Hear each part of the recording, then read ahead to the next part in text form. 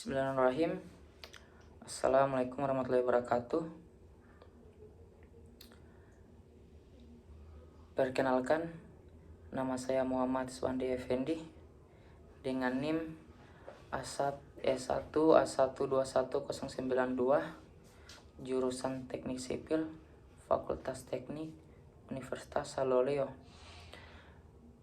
Pertama-tama, saya memanjatkan puji dan syukur atas kehadirat Allah Subhanahu wa Ta'ala, di mana karena Dialah yang telah memberikan saya karunia dan karena Dialah yang telah memberikan saya rahmat sehingga saya masih sehat dan masih ada pada saat ini.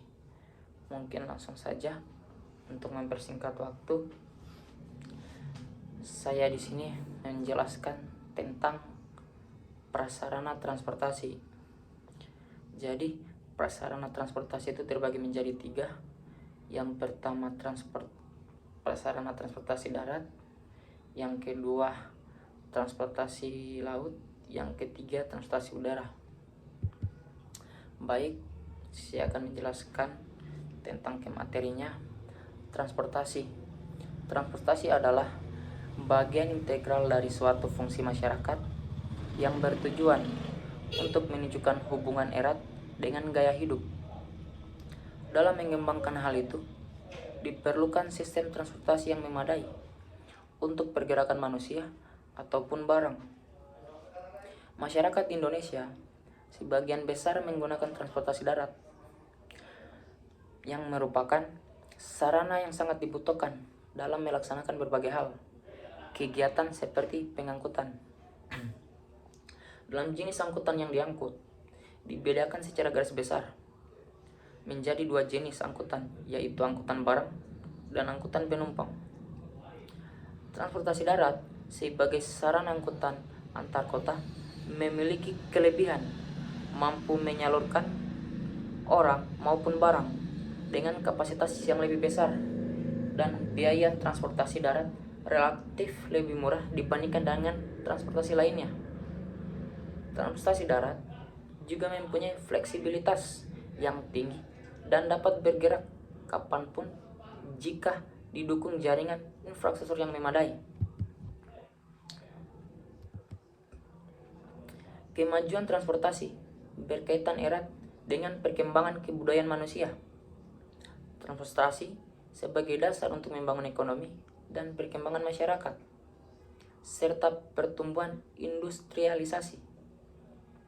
Dalam hal ini, dengan menggunakan transportasi dapat menciptakan suatu barang atau komoditi yang berguna menurut waktu dan tempat. Fungsi transportasi pada umumnya adalah sebagai berikut. 1. Memindahkan barang-barang atau hasil produksi dengan menggunakan alat angkut. 2. Mengangkut penumpang dari suatu tempat ke tempat lain. Perkembangan sarana dan prasarana transportasi yang benar akan memberikan manfaat yang sangat besar pada pertumbuhan ekonomi, mengurangi atau memberantas kemiskinan, dan meningkatkan pembangunan apabila memberikan pelayanan yang efektif dan efisien. Jadi, transportasi dia terbagi menjadi 3. Saya masuk yang pertama, transportasi darat. Transportasi darat adalah segala untuk transportasi menggunakan jalan untuk mengangkut penumpang maupun barang. Bentuk awal dari transportasi menggunakan kuda, keledai, atau bahkan manusia untuk membawa barang melewati. Awal dari transportasi jalan besar dan kecil. Seiring dengan perkembangan perdagangan, jalan diratakan dan dilebarkan untuk memudahkan aktivitas. Roda kemudian ditemukan dan memiliki banyak bentuk dengan berbagai macam kelebihan dan kekurangannya masing-masing. Alat transportasi darat terdiri dari sepeda, motor, mobil, kereta api, dan delman. Moda transportasi darat terdiri dari seluruh bentuk alat transportasi yang beroperasi di darat. Moda transportasi darat sering dianggap identik dengan moda transportasi jalan raya. Dalam kurung Warpanis 1990. Moda transportasi darat terdiri dari berbagai varian jenis alat transportasi dengan ciri khusus. Berdasarkan komponen prasarana transportasi, terdiri dari dua kelompok. Yang pertama, jalan yang berupa jalur gerak seperti jalan raya, jalan baja, jalan air, jalan udara, dan jalan khusus. Dua, terminal yang berupa suatu tempat pemberhentian alat transportasi guna merupakan atau menaikkan penumpang dan barang, seperti terminal jalan raya yang digarisbawahi stasiun bus, halte bus, dan lain-lain. Yang kedua, terminal jalan rel, yaitu stasiun kereta api dan terminal jalan khusus seperti gudang dan lain-lain.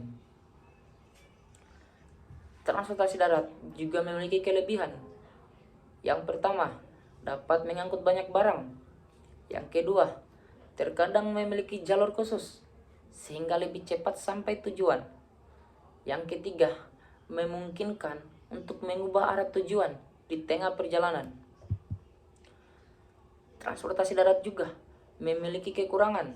Yang pertama, dapat menyebabkan kecelakaan dan kebisingan di jalan raya. Yang kedua, dapat menyebabkan polusi udara. Yang ketiga, dapat menyebabkan kemacetan karena muatan barang yang banyak sehingga dapat berjalan dengan cepat. Yang keempat, memerlukan tempat parkir yang luas. Dan yang kelima, membutuhkan perawatan khusus. Peran transportasi. Transportasi memiliki peran penting dan strategi dalam pembangunan nasional. Mengingat transportasi merupakan sarana untuk memperlancar roda perekonomian, memperkokoh persatuan dan kesatuan, serta mempengaruhi hampir semua aspek kehidupan.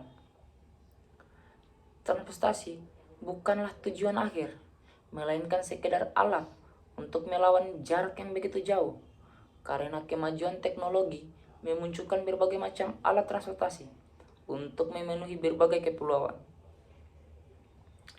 Transportasi harus digunakan seefisien mungkin, karena ketidakefisien sistem transportasi merupakan pemborosan besar akan banyak materi yang terbuang percuma dan sia-sia. Pentingnya transportasi sebagai urat nadi kehidupan ekonomi, sosial dan politik, dan pertahanan keamanan memiliki dua fungsi ganda, yaitu sebagai unsur penunjang dan sebagai unsur pendorong.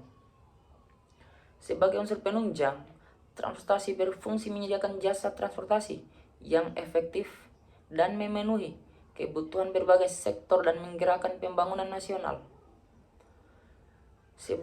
Sedangkan sebagai unsur pendorong, transportasi berfungsi menyediakan jasa transportasi yang efektif untuk membuka daerah-daerah terisolasi, melayani daerah terpencil, merangsang pertumbuhan daerah tertinggal dan terbelakang. Dan transportasi darat juga biayanya cukup ditinjau dari sudut pandang masing-masing pihak yang terkait dalam sistem angkutan, yaitu pemakai jasa angkutan, perusahaan pengangkutan, pemerintah daerah, dan pihak-pihak di luar pemakai jasa angkutan. 1. Pemakai jasa angkutan memandang ongkos sebagai harga yang dibayar untuk mendapatkan jasa angkutan. Misalnya, tarif angkutan dan tol, waktu yang dikorbankan untuk kegiatan transportasi, ketidaknikmatan dalam perjalanan, dan kehilangan serta kerusakan dalam pengiriman barang. Konsep ini muncul dan dari pengertian pengorbanan yang dikeluarkan untuk melakukan perpindahan dengan harapan mendapatkan kepuasan dalam perjalanan. Bila pengorbanan yang dikeluarkan tersebut lebih kecil dari kepuasan yang diterimanya, maka perpindahan akan dilakukan. Yang kedua, perusahaan pengangkutan memandang ongkos angkutan sebagai ongkos langsung yang dikeluarkan untuk investasi, operasi, dan pemeliharaan fasilitas transportasi. Yang ketiga, pemerintah memandang ongkos angkutan sebagai pengeluaran yang diperlukan untuk membiayai kegiatan transportasi, misalnya subsidi dan bantuan modal untuk investasi jaringan transportasi. Yang keempat, daerah memandang ongkos sebagai pengorbanan tidak langsung karenanya fasilitas transportasi, misal ongkos reorganisasi penggunaan lahan untuk jaringan transportasi. Yang kelima, pihak-pihak di luar pemakai jasa angkutan memandang ongkos sebagai pengorbanan karena perubahan nilai tanah yang digunakan untuk jaringan transportasi dan penurunan kehidupan, misalnya kebisingan dan polusi.